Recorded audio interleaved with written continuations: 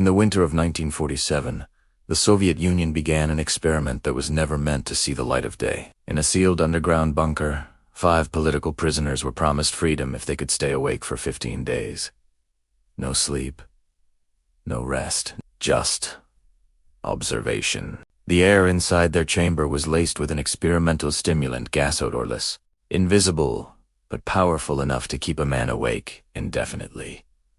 Microphones were placed in every corner. A small glass window allowed researchers to watch, but never enter. Cameras rolled continuously, capturing every breath, every twitch, every whisper. For the first few days, everything seemed controlled. The men laughed, told stories about their families, about the lives they had lost. They sang songs from memory, recited poems from childhood.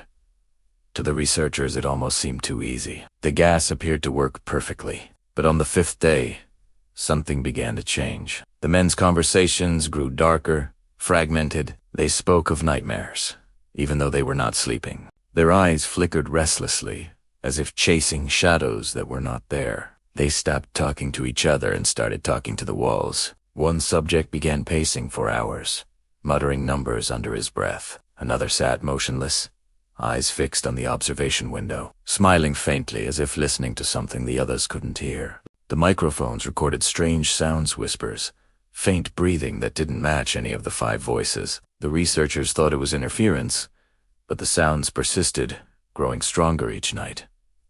By the 7th day, paranoia had taken root. The subjects accused one another of plotting to kill them. They screamed at the walls, at the gas, at the unseen observers. Then, on the 9th night, came the silence. No talking, no movement. Just an empty humming, quiet, that felt heavier than noise itself. When they finally decided to open the chamber on day 15, no one inside was the same. The door creaked open with a hiss. The lights flickered. The air that rushed out carried a smell that the guards later described as metallic, like rust and blood. What they saw defied the reason. One man was dead, his body torn open. Another crouched beside him, rocking back and forth, his hands covered in red. 2 others sat in the corners, unmoving, eyes wide open, skin pale as wax. And the 5th was smiling. He turned his head slowly toward the soldiers and whispered, "Don't put us to sleep." The medics rushed in, but every attempt to sedate the survivors failed. The moment a needle pierced their skin, their heartbeats stopped. Their bodies refused, sleep rejected it, as though slumber itself had become death. Those who remained awake begged to stay conscious. One claimed he could hear the thoughts of the dead. Another said sleep was a doorway one they had seen from the other side. "We are the darkness that dreams of man," he whispered to a doctor before tearing out his own throat. The surviving researchers were never the same. One shot himself after reviewing the footage. Another disappeared completely.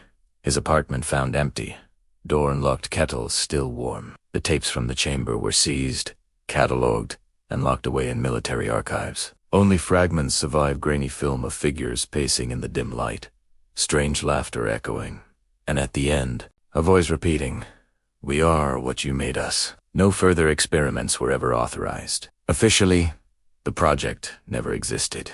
For decades, the Soviet sleep experiment was nothing but a rumor, a story whispered between soldiers, scientists, and later, the public. But in the late 1980s, when archives were being digitized, a small folder its label read simply, Project 748. Sleep deprivation study. Inside were photographs of the facility walls, streaked with dark stains, a broken oxygen pipe, and a single page of typewritten notes. It ended with a chilling sentence. The subject refused to sleep. To this day, no one knows what became of the remaining subjects. Some believe they were executed. Others think they were kept alive for further testing. There are even reports from Eastern Europe of patients who stopped sleeping for weeks at a time, claiming to have seen the chamber in their dreams. Psychologists dismissed it as hysteria.